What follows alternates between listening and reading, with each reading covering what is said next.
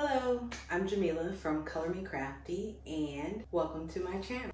Today I am going to be doing my first press using my new Epson EcoTank 8550, and I'm going to be pressing puzzles. And we're going to look at the difference in the way the puzzles look between two different heat presses, and also how bright and vibrant the colors come out with the new printer. Before we get started, go ahead and smash the subscribe button and turn on the bell notifications so that you never miss a tutorial from me.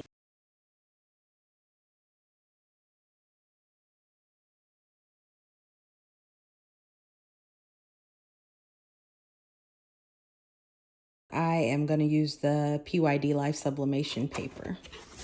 So get a couple sheets of that out. And then let's walk it over to the printer. And I am actually gonna load tray 2. Right now I have regular copy paper in there. So I'm gonna take this and we're gonna put it face down in there and then adjust these to make sure that it's snug. And then close it back up. And it's asking me to select the paper size. We have A4 paper in there, so we're good. We're just gonna click close. It should start printing from your printer. I love that this part is automatic. Go ahead and let it finish up printing. And we have our design. You need your puzzle, which comes inside of this cellophane. Do not remove it from the cellophane until you're ready to use it, and also remove it carefully so that you don't tear up the cellophane.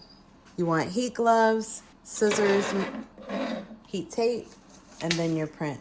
Go ahead and cut around your print to make it closer to the size that you'll need for your puzzle. And then I'm just gonna place the puzzle or the print face down on the puzzle. And when you remove from the cellophane, make sure you leave the little cardboard backing on there. And then I'm just gonna tape down the edges with some heat tape. And then you're gonna pick up the whole thing and move it over to your heat press. But we're gonna flip it back over. And on my press, I'm gonna make sure that auto is on, and then cover it with Teflon and go ahead and allow it to press.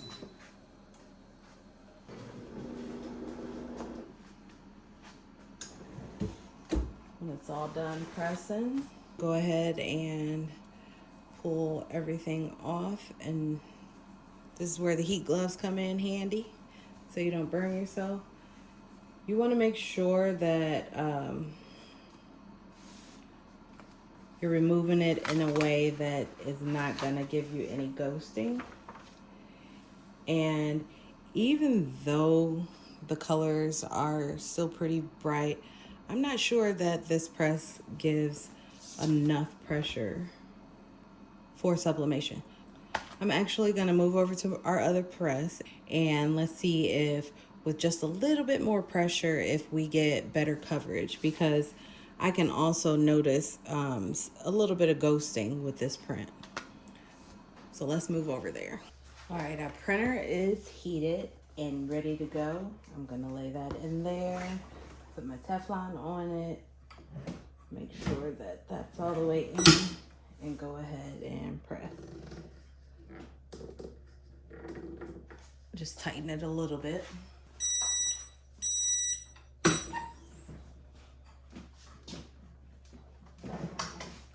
See if this one came out any better. I don't see any ghosting this time. The colors are a lot more vibrant. Let's look at them side by side. So this is the print from my Walla press, and then here is the print from my HTV Ronc press. You can see that the HTV Ronc has some ghosting in a few places. If you look here, you can see a little bit of ghosting, but you don't see that over here. So all in all, the Walla press is probably the better option for pressing puzzles.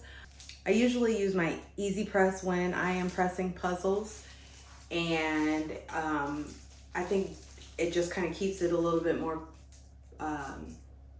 in place, and it also gives even pressure without you having to touch it. Go ahead and drop me a comment and hit the like button, and I'll see you next time.